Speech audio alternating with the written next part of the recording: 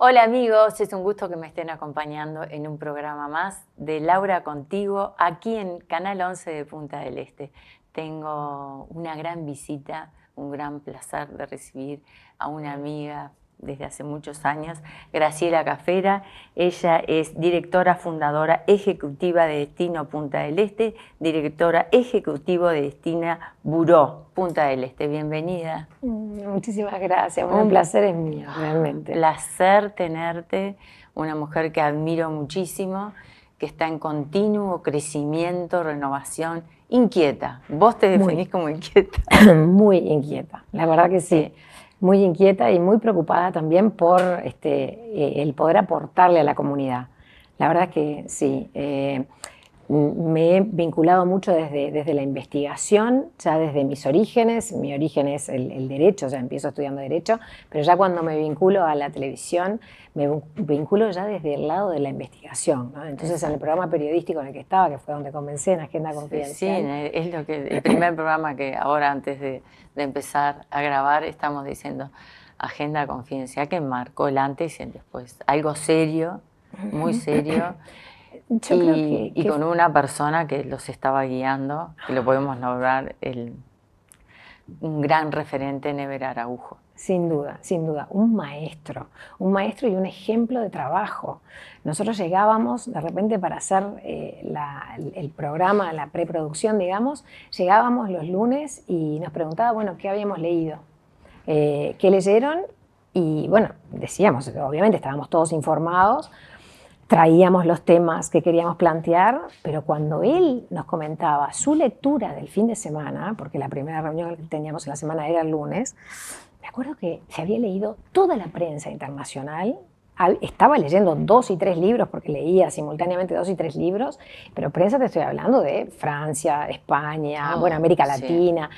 Nosotros nos quedábamos helados porque decíamos, bueno... Yo extrañé ese programa cuando se dejó, porque no fue tanto tiempo Agenda Confidencial. No y fue un cambio en televisión. Sí, yo creo que más que nada porque quizás fue el primer periodístico que ahondó en los temas y que lo que sucedía, como justamente lo dice el nombre, después marcábamos agenda política. O sea, lo que sucedía en el programa normalmente después era lo que se trataba y recogían otros medios, lógicamente, para poder encarar a lo largo de la semana. Y estabas a la cabeza.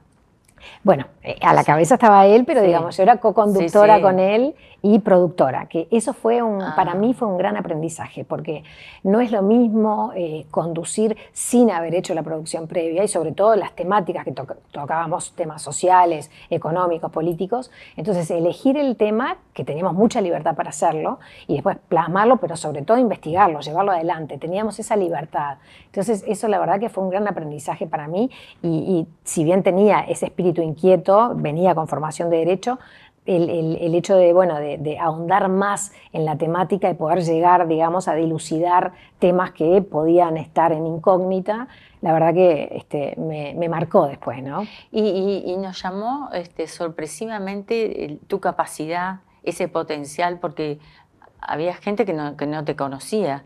Entonces, ¿quién es esta periodista, esta comunicadora?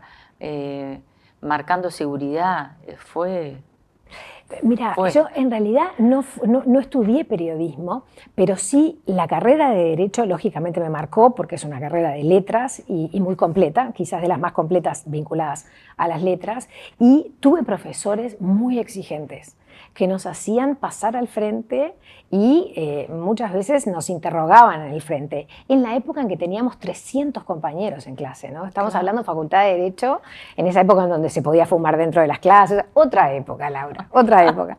Pero éramos como 300. Suena como tan lejano eso, ¿no? Ay, sí, total. Pero bueno, la realidad es que eso de alguna manera me marcó y también debo decir que tuve una formación de chica. Mi papá me hacía leer el periódico en voz alta. Entonces de mañana, una vez que terminábamos de desayunar, nos levantamos con un poco de anticipación y las noticias se las leía yo en voz alta. Entonces después hice un curso de declamación, quizás eso ayudó para la comunicación. ¿Viste? Claro, pero qué educación en valores en tu familia, ¿no?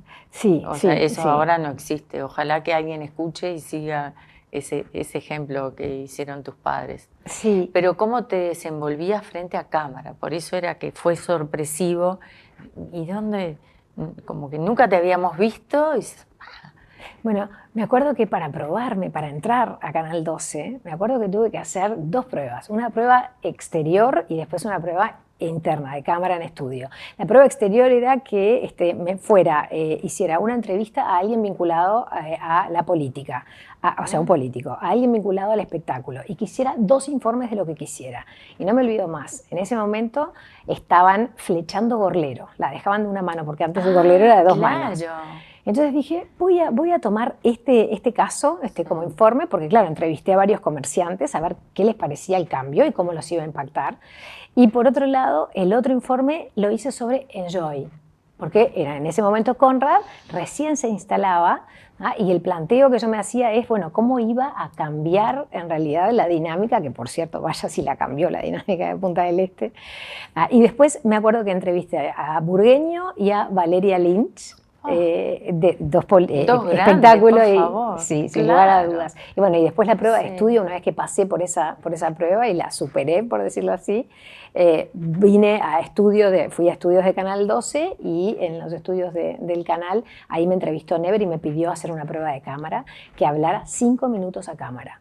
Tenía que hablar 5 minutos a cámara de lo que fuera, y me acuerdo que hablé en ese momento de la guerra del Golfo. Claro. Que era la segunda guerra. Eras muy joven cuando hiciste. Sí, tenía 28 años. 28 años. No era tan joven, no era tan joven.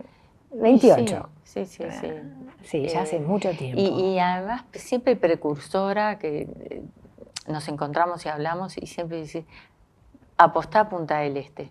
La visión que tuviste de Punta del Este. Estoy hablando hace más de 20 años, es el hecho que es ahora. Sí, total. Es apostar el futuro de Uruguay en Punta del Este. Y lo decías hace 20 años. Sin duda, porque lo que pasa es que yo veía en realidad la gran concentración de extranjeros. Cuando tú ves una diversidad de gente del exterior que está llegando, que elige para quedarse, porque lo estaban eligiendo ya en aquel momento, lo elegían para vacacionar, pero muchos lo habían elegido para quedarse. Ya entonces ahí tenemos que preguntarnos, bueno, ¿por qué ellos lo están viendo? Quizás nosotros no lo estamos viendo tanto. Después cuando, por distintas circunstancias, me vengo a vivir a Punta del Este y empiezo a vincularme con el tema del turismo, ahí me di cuenta que no me había equivocado, que Punta del Este... Sí, hiciste un cambio rotundo.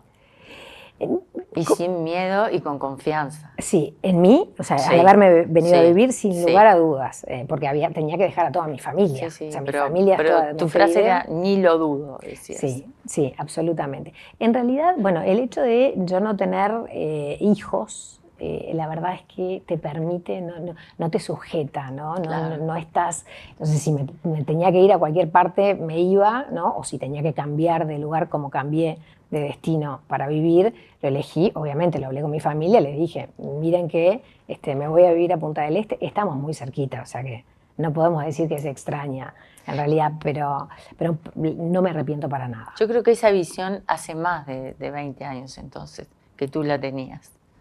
Probablemente. Sí, porque me la decías siempre. O sea, el Punta del Este de ahora es la realidad que tú decías.